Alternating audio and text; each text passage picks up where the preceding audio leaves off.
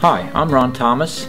I'm a composer and a jazz pianist, and I've been doing those activities for a long time now. And today I'm talking with John Vanore, a longtime associate and collaborator with me on many projects.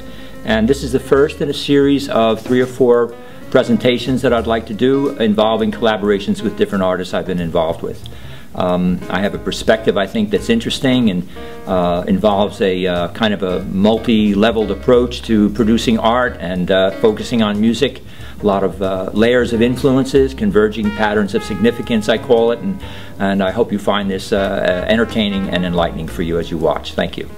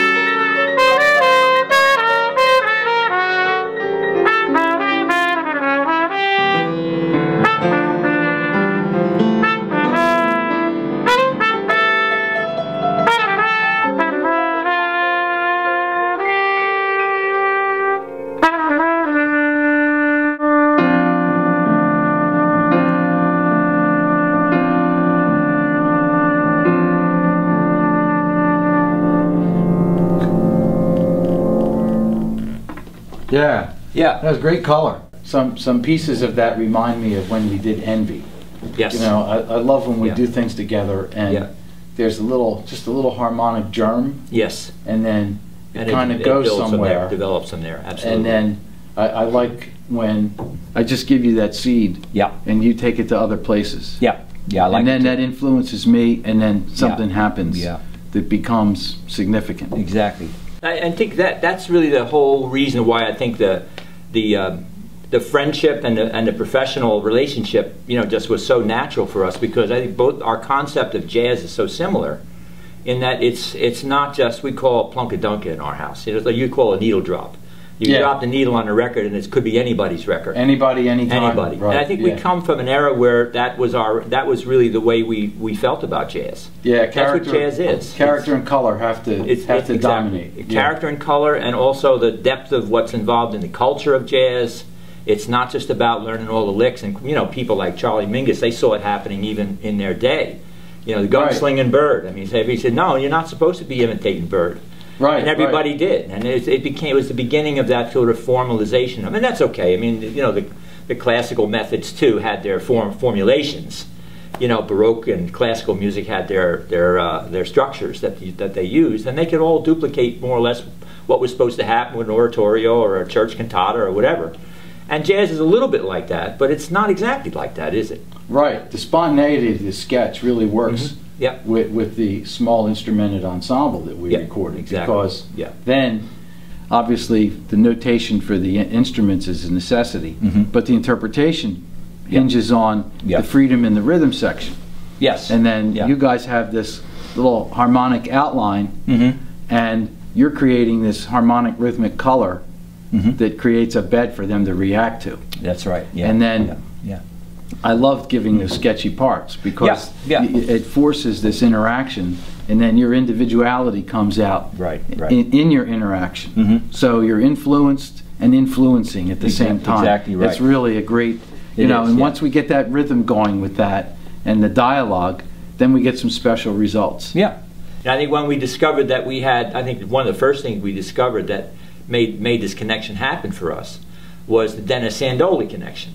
You know, famous Philadelphia teacher and thinker, and we said, wow, you know, for a trumpet player to study with Dennis Sandoli, who's known for guitar and composition, and for a composer to study with Dennis Sandoli, it was an immediate connection, because we understood right away that we were interested in jazz from that perspective.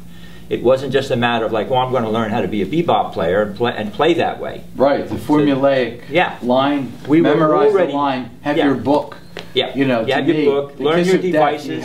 You collect a book of your favorite licks and memorize them, and I hear them all over people's records. You can almost tell when they slip into something from their book, you know, as opposed to being on the high wire with no net. Exactly. You know, the high wire with no net will get you tremendous results. It will. Sometimes you crash and get hurt. That's right. But that's okay. That's okay. It's safer than skiing or skydiving. It's fine. It really it keeps you on that creative edge. Yeah, it's the same rush. It's the best. And I love that. And I often find myself in your sessions where I'm challenged. I come up to the edge of what I can think about, and you say further, further, further, and it's like a little. I say, well, what am I going to have to push to another place? And the records show when I'm on those tracks, and that happens. The records show when I hear them, I hear something happening in my playing that would never have existed if it weren't for the moment, you know, that happened. And I think that happens for two reasons besides your skill set, experience, all those things. Yeah. It's our dialogue, our relationship dialogue in playing. Yep. All those years, the 3 or 4 years we played hundreds of duets. Yes, we did. Completely in spontaneity. Yep. Mm-hmm. And I have a sense of your comfort zone, of where to sit you in the comfort zone and push you out of it. Exactly. Into what is going to be another comfort zone. Yes, you know, sure. Along with the other rhythm guys, and then all of a sudden, something happens. Appropriate something new. And the beauty is, you know, we get these takes that are completely fresh because they don't represent. They have the roots of the tradition and all the things we studied and admired in it, with it existing on its own behalf. In the present. Exactly. And that's the best. That's jazz. That's right. And that's really what it is. It really is that. I think it had that wonderful freshness and innovative quality from the beginning. When you think of, especially from when Monk started to play in the early '40s, when he started to play all that stuff that he developed, and that was a pretty rigid language in a way. Maybe rigid is not the right word, but it's a very consistent language that Monk developed. But from then on, the whole nature of this experiment from the early '40s up and through the '60s was intensely innovative. You know, you think of just an example like Charlie Parker would have done anything if he could have gotten up to Yale and studied with Hindemith. Right. You know, when you ask Charlie Parker what he wanted to do with his life, he would say, "I would like to go up to Yale and study with Paul Hindemith." And that's such a dramatic contrast to me from what normally you find among jazz musicians.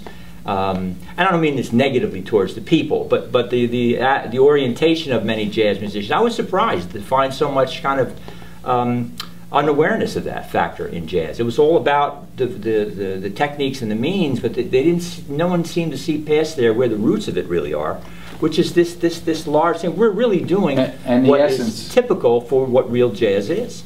You know, reflecting on, like, too often now I see here the conflict of what I call the conflict of the creator versus the curator. Yes. And too many have dipped into wanting to fulfill a curator role, which is not creative. So the creator has to take the risk. Just like all the great painters. The great painters studied each other. We don't know if they could mimic each other because the people who we endear as a painter all created their own image. Just like we need to create our own voice. Exactly right. They created their own image. They didn't take it upon themselves to paint by numbers. And I'm going to do a painting. You know, Picasso isn't going to do a painting by Monet or one of his other contemporaries. Because he's not. He's going to be him. And you know, he's going to live and die by, this is me. And you know, it takes a fortitude to take that risk. Absolutely. There's one final thing I think that really fits in here really well, which is the idea of the wide range of influences that we allow ourselves as artists. And we had that in common. We saw these things coming early in our friendship where these things, suddenly all these things lined up were commonalities between us and connections. Is that when we talk about our art, we often find ourselves talking about painting and literature and especially cinema. And Wayne Shorter's a great example of that. He talks about music as being a movie.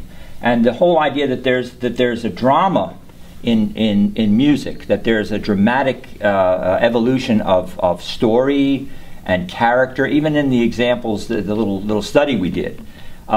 It's D minor and it's A7, but it's as a germ. It's a doorway, you know, to a fantastic world of flora and fauna and strange science fiction characters. That's it. It's where we think that way musically, and I think it was refreshing for us to find another fellow traveler who. And you know, I don't mean this in any negative way towards other folks who may have other ways of looking at this, but to me, that's really the endearing thing about being an artist, is that it really, when you can bring in all of that, it just makes the creative experience so much richer to think of it that way, instead of thinking, well, what am I going to play on this A7 chord?